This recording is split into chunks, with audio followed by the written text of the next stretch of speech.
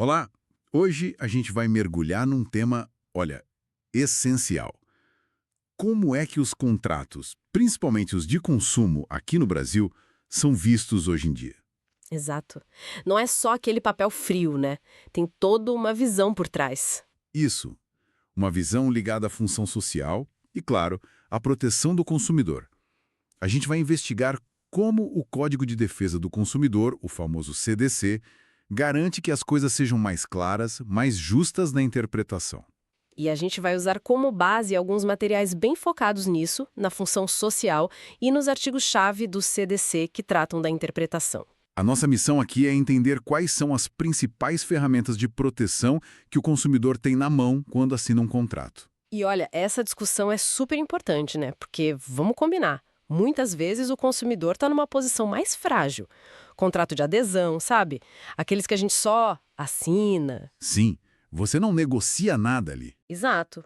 Então, o CDC veio justamente para tentar equilibrar essa relação, dar uns mecanismos para proteger quem está mais vulnerável nessa história toda. Faz todo sentido. E, para começar, acho que a gente tem que falar dessa tal de função social do contrato. Aquela ideia antiga, né? O pacta sunt servanda, tipo, o contrato faz lei entre as partes e ponto final. Isso mudou, certo? Sim. Por quê? Mudou e muito. É que com a massificação dos contratos nessa coisa de todo mundo contratando o tempo todo, e com esse desequilíbrio de poder que a gente falou, ficou inviável manter essa ideia de que qualquer acordo, mesmo um super injusto, tinha que ser cumprido à risca. Entendi. A função social, ela basicamente diz o seguinte: olha, o contrato não existe no vácuo. Ele está dentro de uma sociedade. Ele afeta a vida das pessoas, a economia, e também é afetado por tudo isso. Não é uma ilha, né? Não é uma ilha. Ele tem que estar em sintonia com valores maiores, tipo a boa-fé, o equilíbrio das relações. Sabe aquela metáfora da fonte? O contrato não é uma bolha fechada.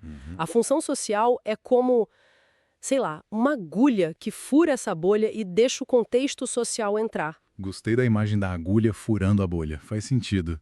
Isso então meio que amolece aquela rigidez total do contrato? Exatamente, ela mitiga essa força obrigatória absoluta, especialmente nos contratos de consumo, onde essa vulnerabilidade é mais clara.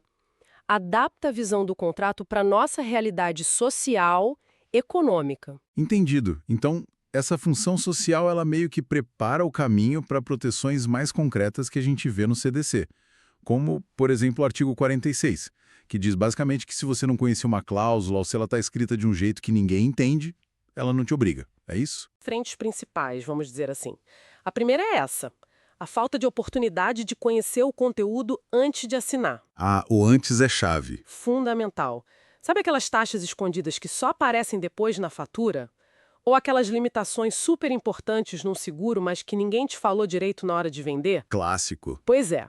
Se o consumidor não teve a chance real, efetiva, de saber daquilo antes de se comprometer, a lei diz: essa cláusula não o vincula. Ponto. E a segunda frente que você mencionou? É a da redação difícil.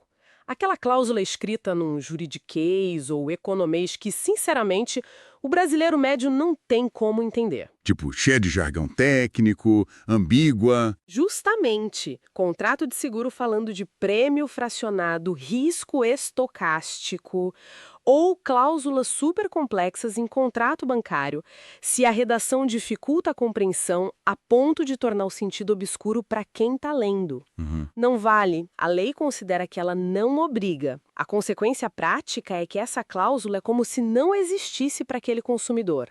Alguns até dizem, interpretando junto com o artigo 51, que ela pode ser considerada nula de pleno direito por ser abusiva nesse sentido. Nossa, isso é forte. E tá tudo ligado àquele dever de informação que o fornecedor tem, né, que vem da boa-fé objetiva. Ele tem que ser transparente, tem que ser claro. O que vale é a realidade, o que foi de fato entendido ou o que poderia ter sido entendido por uma pessoa comum. Isso pesa mais que o formalismo do papel assinado. Ok, o artigo 46 pega pesado na falta de clareza e na falta de conhecimento prévio.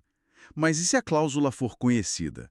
Até dá para entender mais ou menos, mas na hora de aplicar surge uma dúvida, uma ambiguidade.